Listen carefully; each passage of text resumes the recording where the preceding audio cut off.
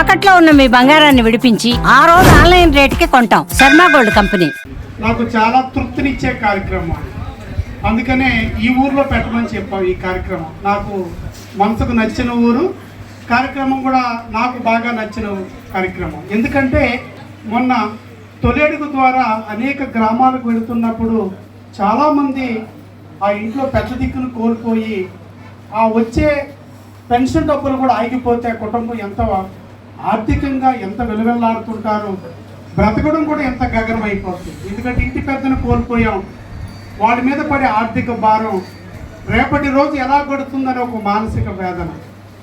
మహానుభావుడు శ్రీ నారా చంద్రబాబు నాయుడు గారు, మీ యొక్క ఆశీస్సులు ఉండాలి.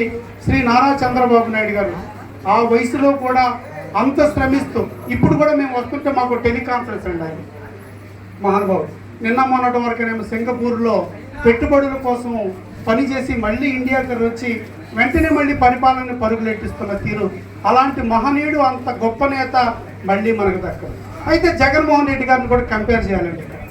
నిన్న ఒక యాత్రకు వచ్చారండి జగన్మోహన్ రెడ్డి గారు, వచ్చి నెల్లూరుకు వచ్చారండి. వస్తే నాకేమనిపిస్తుందంటే జగన్మోహన్ రెడ్డి గారి యొక్క రాక్షస మనస్తత్వం స్పష్టంగా కనిపిస్తుంది.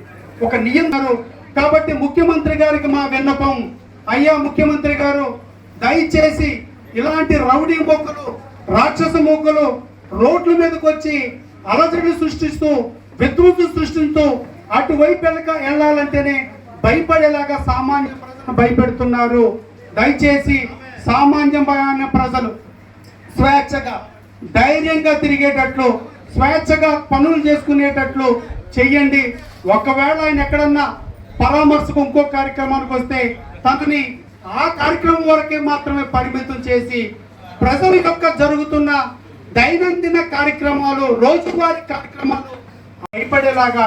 ఎందుకంటే రౌడీ మూకలు రోడ్ల మీదకి వచ్చి విధ్వంసాలు సృష్టించి పోలీసులనే కొట్టే స్థితికి వాళ్ళు వచ్చేసారు అంటే సామాన్యమైన ప్రజల పరిస్థితి ఏంటి?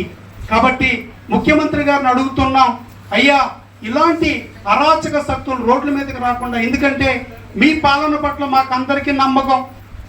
శ్రీ నారా చంద్రబాబు నాయుడు గారు పరిపాలిస్తున్నారంటే అల్లర్లు ఉండవు, గొడవలు ఉండవు, సామాన్యుడు స్వేచ్ఛగా జీవించగలిగేలాగుంటుంది, శాంతి భద్రతలు అదుపులో ఉంటాయి, మత సామరస్యం ఉంటుంది.